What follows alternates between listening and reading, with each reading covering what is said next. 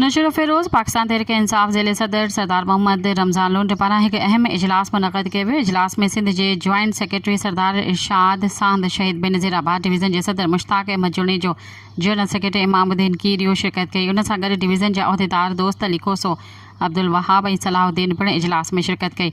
हिन अहम इजलास में ज़िले सदर सरदार मोहम्मद रमज़ान लुंड ऐं जनरल सेक्रेटरी फैज़ मोहम्मद मलाका तंज़ीम बाबति मुकमल ॼाण वरिती वई। इन मौक़े ते अॻुवाणनि चयो त तंज़ीम साज़ी खे यूनियन काउंसिल ऐं वार्ड सतह ते मुकमल कयो वञे ऐं जल्द रिपोर्ट जमा कराई वञे।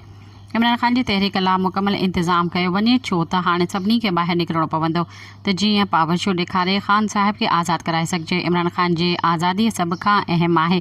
इन मौक़े ते अक़वाम नौशर फिरोज़ में वर्कर्स कन्वेंशन जो शेड्यूल ॾियण जी हिदायत कई। मरम हराम खां बाद में वर्कर कन्वेंशन प्रोग्राम कयो वञे। इन में भरपूर शिरकत खे यकीनी बणायो वञे। हज़ारे कारकुननि ऐं अवाम खे दावत ॾिनी वई त हुन ज़ुल्म ऐं जबर ख़िलाफ़ मज़बूत थी ॿाहिरि निकिरो। असां निकिरंदासीं तॾहिं इमरान ख़ान निकिरंदो। हिन इजलास में ज़िले काबीना ऐं तहलकनि जा सदर ऐं जनरल सेक्रेटरीज़ भरपूर शिरकत कई ऐं अज़म ज़ाहिर कयो त असां हर ॾुखी घड़ीअ में इमरान ख़ान सां गॾु बीहंदासीं। इमरान ख़ान जे हर सॾ ते लबैक चवंदासीं। सब्सक्राइब कयो अवामी न्यूज़ HD खे ऐं ताज़ा तरीन ख़बरुनि लाइ ॾिसंदा रहो अवामी न्यूज़ HD।